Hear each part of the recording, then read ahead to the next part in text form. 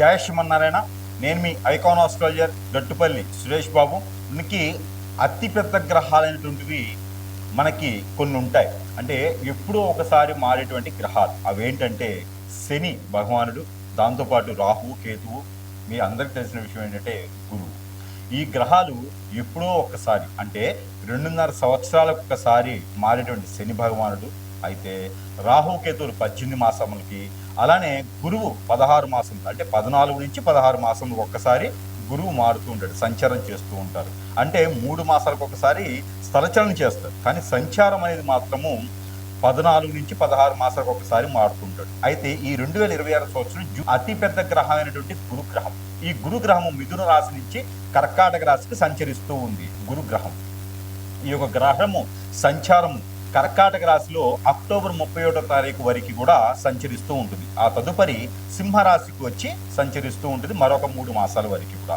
అయితే మొదటి 3 మాసాలు ఏవైతే ఉన్నాయో ఇది కర్కాటక రాశిలో సంచరిస్తూ ఉంటుంది కాబట్టి ఈ తదుపరి 3-4 మాసాలు కూడా ఈ సింహరాశిలో సంచరిస్తుంది. కాబట్టి మనకి ఈ 6 మాసాల నుంచి 7 మాసాల వరకు అంటే జూన్ నుంచి డిసెంబర్ వరకు ఉండేటువంటి గ్రహస్థితి ప్రకారంగా మనకి ఈ యొక్క 12 రాశుల వారికి ఏదైనా మిశ్రమ ఫలితాలు, శుభ ఫలితాలు ఏమైనా ఉన్నాయా, ఏమైనా అశుభ ఫలితాలు ఉన్నాయా, ఎవరికైనా సరే నైట్గా ఎదిగేదానికి కానీ నైట్గా కోల్పోయేదానికి కానీ గ్రహరీత్యా, ప్రకృతి రీత్యా, అలానే దశ అంతర్దశల రీత్యా, అలానే గోచార ప్రకారంగా కూడా ఈ యొక్క గురుబలం ఏ రాశుల వారి మీద ఉంటుంది, ఈ గురుబలం ఛాయ వలన ఏ రాశుల వారికి అసలు గురువు ఏం చేస్తాడు అనేది ఒక్కసారి మనము పరిశీలన చేసుకుందాం. అందులోనూ ఈ గురుబలం అనేది ముఖ్యంగా వాడే దేనికోసం అంటే శుక్రుడు, గురువు.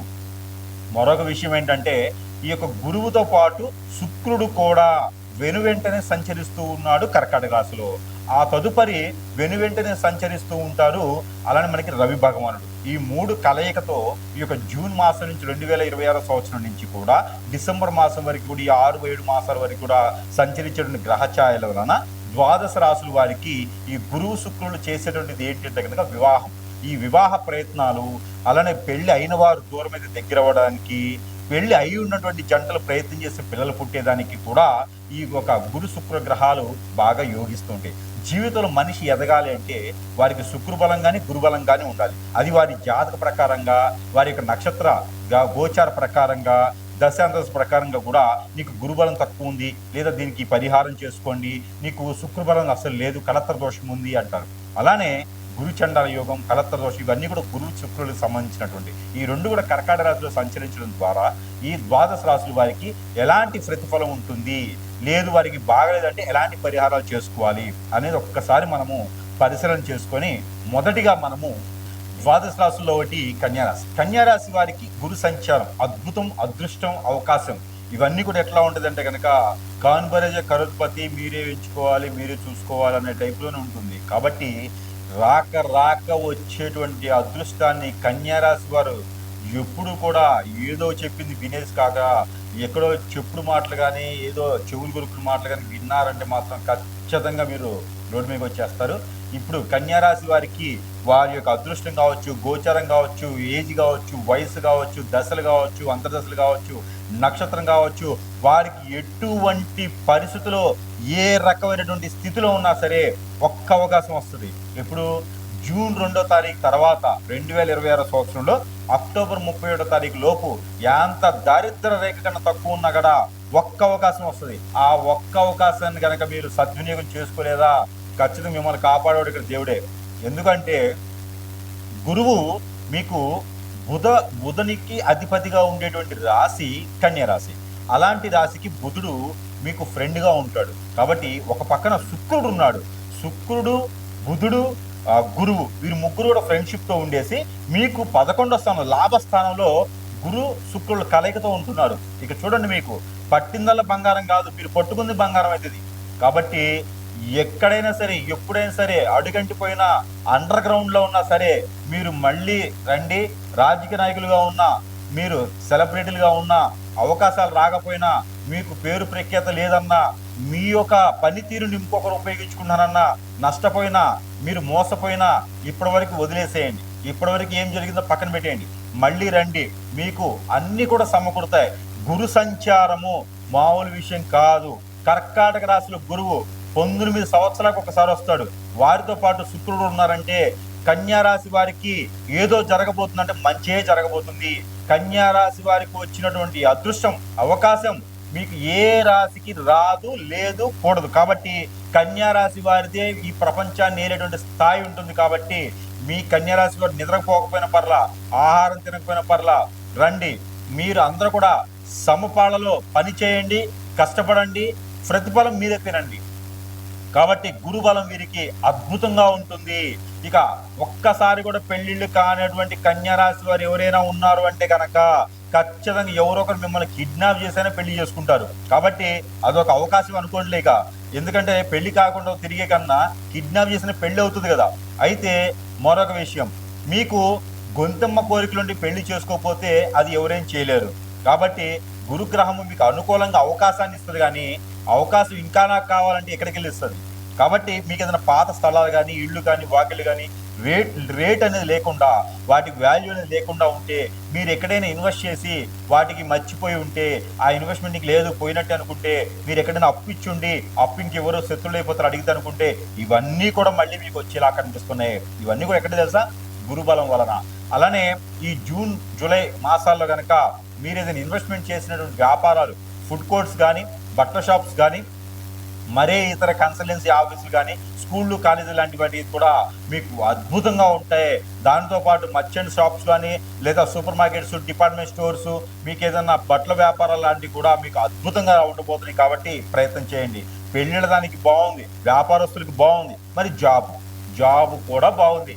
జాబులు ఇచ్చే స్థాయిలోకి మీరు వెళ్తారు. ఇక జాబుల కోసం ఏంటి ఆలోచించేది? కాబట్టి మీ మాటే మీకు మంత్రం, మీ మాటే మీకు వేదం, మీ మాటే మిమ్మల్ని కాపాడేటువంటి అన్ని కూడా. మీరు ఎదుటి వాళ్ళ మాటలు విన్నారంటే మాత్రం ఖచ్చితంగా ఇబ్బంది పడతారు. కాబట్టి మీ ఆలోచన ప్రకారంగా మీరు ముందుకు వెళ్ళండి. అదొక్కటే మీకు ఇచ్చేటువంటి రెమెడీ. కాబట్టి ఈ చిన్నపాటి పరిహారం కూడా చేసుకొని అదృష్టవంతులు అవ్వచ్చు. మీకు ఇంకా కూడా పరిహారాలు కూడా చేస్తే ఏ గ్రహం ఎటుమారం మీకు అవ్వట్లేదు అనుకుంటే కనుక అది మీ తప్పు కాదు.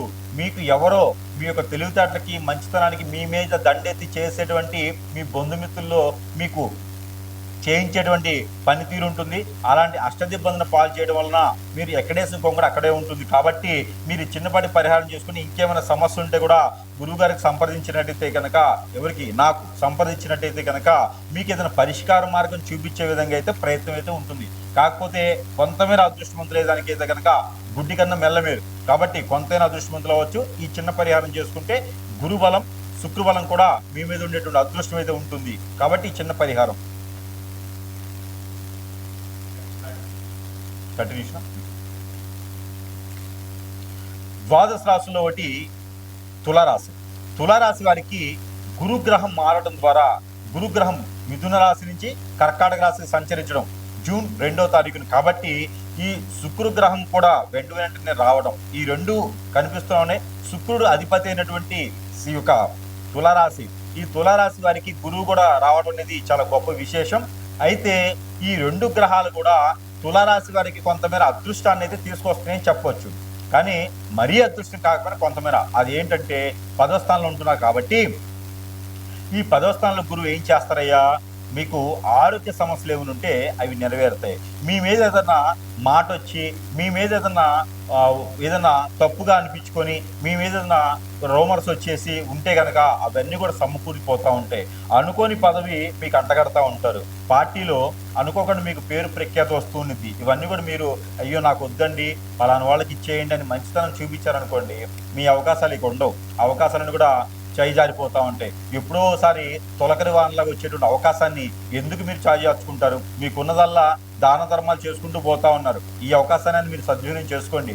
గురుబలం మీకు కలిసి వస్తుందయ్యా.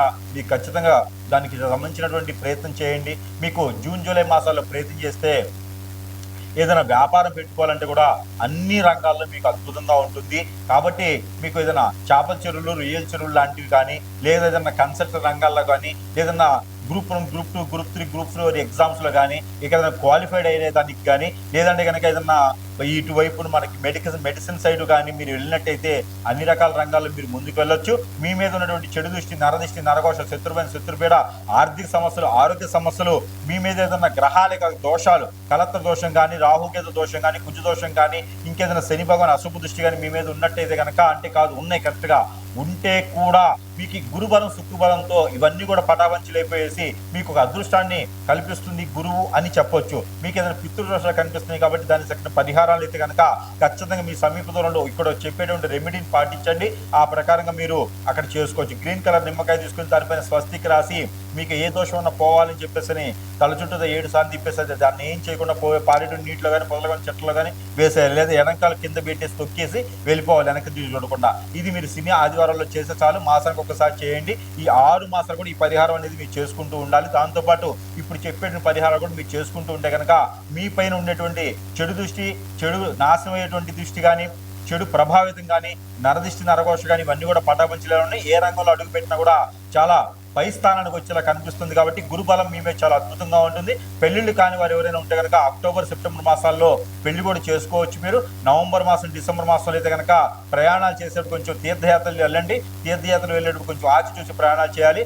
గురుబలం మీకు ఉండడంతో మీరు ఎక్కువగా తీర్థయాత్ర చేసేటువంటి అవకాశాలు కనిపిస్తూ ఉన్నాయి. కాబట్టి మీరు ఏదైనా తీర్థయాత్రలకు వెళ్ళినప్పుడు ప్రికాషన్స్ తీసుకోవాలి. ఫుడ్లో ఇంటికా నుంచి తీసుకెళ్ళాలి. మీరు ఇంగు కానీ, లేదంటే లవంగాలు కానీ, లేదంటే ఇలాచీలు కానీ తీసుకొని ప్రతినిత్యం కూడా ఈ పారాయణం చేసుకుంటూ అవి మీరు పట్టించుకుంటూ నోట్లో తింటూ ఉండాలి. అవి భుజించడం ద్వారా మీకు ఎన్నో రకాల సానుకూలపడే వాతావరణం లభ్యపడుతూ ఉంది. ఇంకేదైనా సమస్య ఉంది అంటే కనుక ఖచ్చితంగా సంప్రదిస్తే మీకున్నటువంటి సమస్యకి పరిష్కార మార్గం చూపించేదానికి ప్రయత్నం అయితే ఖచ్చితంగా చేద్దాము. అయితే ఈ రాశి వారు కనుక ఈ గురు బలము, శుక్ర బలము మీకు నిండుగా ఉండాలి, మీరు అనుకున్నటువంటి పనులు కావాలి అనుకుంటే ఉపశయనం మాత్రం లభ్యపడుతుంది. ఏ గ్రహం కూడా మనకి ఉపశయనం లభ్యపడుతుంది. కాబట్టి మీరు ఈ చిన్నపాటి పరిహారం అనేది మీరు చేసుకోవచ్చు. దానికి ఏంటంటే కనుక మీరు బాగా గుర్తుపెట్టుకోవాలి పరిహారాన్ని. మీరు ఈ పరిహారాలు చూసుకొని మీరు పాటించినట్టయితే అన్ని విధాలుగా కూడా మీకు సహకరిస్తుంది గ్రహాల యొక్క స్థితిగతులు. అవి ఏమిటంటే కనుక మీరు ఆదివారం రోజున మీరు స్నానం చేసేటువంటి నీటిలో ఈ దాల్చిన చెక్క అని ఉంటుంది. ఆ చెక్క పౌడర్ కానీ, చెక్క కానీ వేసుకొని స్నానం చేయండి. సోమవారం రోజున పన్నీర్ కానీ, రోజ్ వాటర్ కానీ వేసుకొని స్నానం చేయండి. మంగళవారం రోజున పసుపు ఒక చిటికెడు వేసుకొని స్నానం చేయండి. బుధవారం రోజున కర్పూరం బిళ్ళలు నీటిలో వేసుకొని ఒక 2 స్నానం చేయండి. అలానే గురువారం రోజున తెల్ల ఆవాలు కొన్ని వేసుకొని స్నానం చేయండి. శుక్రవారం రోజున మనకి చున్నం కానీ, లేకపోతే కనుక కుంకుమ కానీ వేసుకొని స్నానం చేయండి. లేదు అంటే కనుక ఇలాచీ కానీ, లేదు అంటే కనుక లవంగా కానీ అక్కడ శుక్రవారం రోజున ఏదో ఒక వస్తువుని నేను చెప్పిన వాటిని వేసుకొని స్నానం చేయండి. శనివారం అయితే కనుక మీరు ఖచ్చితంగా ఉప్పుతో కానీ, లేదా నల్ల నువ్వులతో కానీ ఒక చిటికెడు నీళ్ళల్లో వేసుకొని స్నానం చేయండి. ఇలా గనక మీరు స్నానం ఆచరించినట్లయితే ఒక గురుగ్రహమే కాదు, ఒక శుక్రగ్రహమే కాదు, ఒక రవి గ్రహమే కాదు, ప్రతి గ్రహం ఉన్నటువంటి నెగిటివ్ నరదిష్టి మీ మీద పోయేసి ఆ గ్రహాల యొక్క స్థితిగతులన్నీ కూడా మీకు సమపాల కూడా వస్తూ మీకు అన్ని విధాలుగా బాగుంటుంది.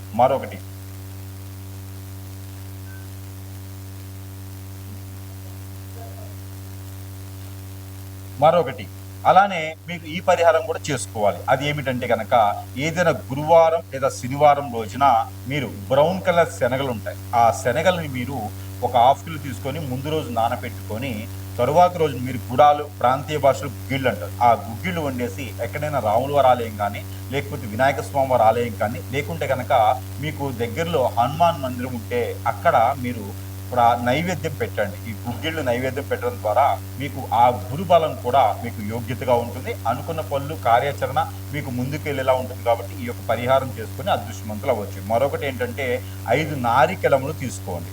ఏదైనా గురువారం రోజున ఇష్టదైవం దగ్గర లేదా మీ కులదైవం దగ్గర మీకు నచ్చినటువంటి ఆలయానికి వెళ్ళండి. అక్కడ ఈ 5 నారికేళములు కూడా సమర్పించండి. ఈ సమర్పించి ఏ చెప్ప కూడా ఇంటికి తెచ్చుకోవద్దు. అన్ని 10 చెప్పులు అక్కడే వదిలివేసేయండి. దాని ద్వారా మీరు అనుకున్నటువంటి కార్యాచరణ ముందుకు వెళ్తుంది. మీరు అనుకున్నటువంటి పనులన్నీ కూడా, గోల్స్ అన్ని కూడా క్యాచ్ అవుతూ ఉంటాయి.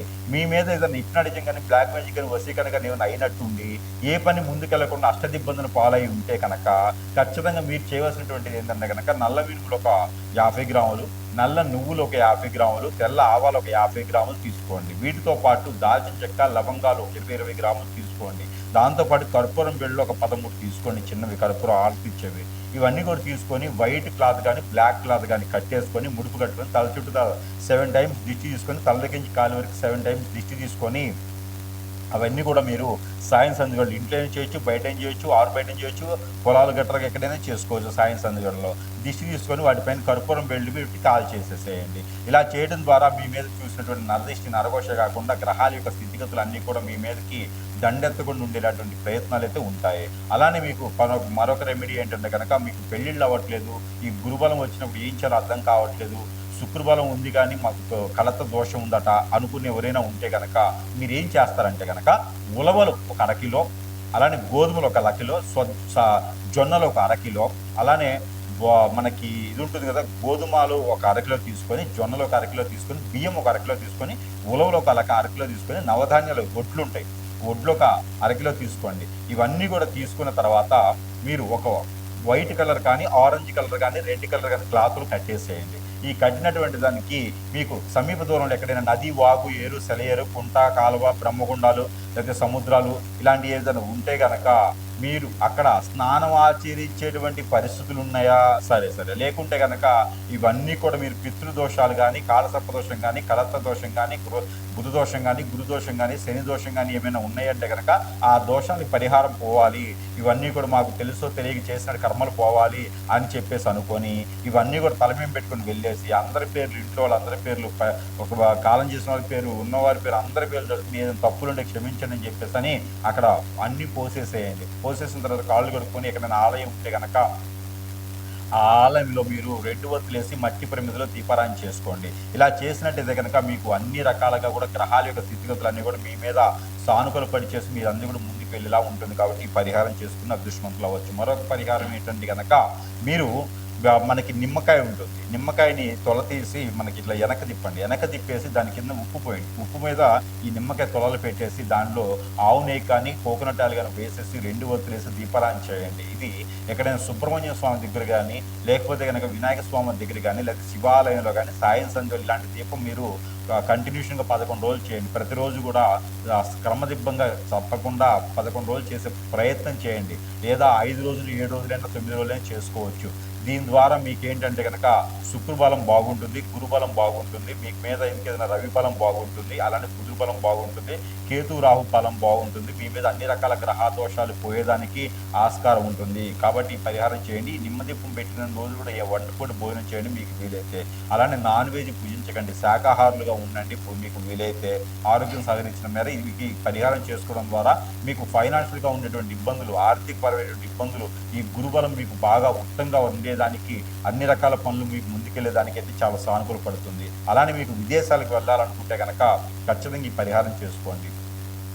ఎక్కడైనా మీకు సుబ్రహ్మణ్య స్వామి ఆలయం ఉంటే కనుక అక్కడ నువ్వులతో కూడినటువంటి చలిబిడి, ఆ చలిబిడిని కనుక స్వామివారికి నైవేద్యం పెట్టండి. సజ్జలు, నువ్వులు, ఎండి కొబ్బరి, తెల్ల నువ్వులు కానీ, నల్ల నువ్వులు కానీ వేసేసి ఆ చలిబిడిని కనుక స్వామివారికి మీరు పెట్టినట్టయితే ఖచ్చితంగా మీరు విదేశానికి వెళ్ళడానికి ప్రయత్నం చేయండి. ఖచ్చితంగా మీరు విదేశాలకు వెళ్ళే తీరుతారు. కాబట్టి ఇలాంటి చిన్న చిన్న పరిహారాలు చేసుకోవడం ద్వారా కూడా మీకు గురుబలము, శుక్రబలమే కాకుండా ఆ రవి భగవాని బలం కూడా మీకు చేకూర్చుతూ ఉండి, దాంతోపాటు శని భగవాన్ యొక్క అశుభ దృష్టి కూడా మీకు తగ్గుతూ ఉంటుంది. కాబట్టి ఇలాంటి చిన్న చిన్న పరిహారాలు చేసుకొని కూడా అదృష్టవంతులయ్యేదానికి ఆస్కారం ఎక్కువగా ఉంటుంది.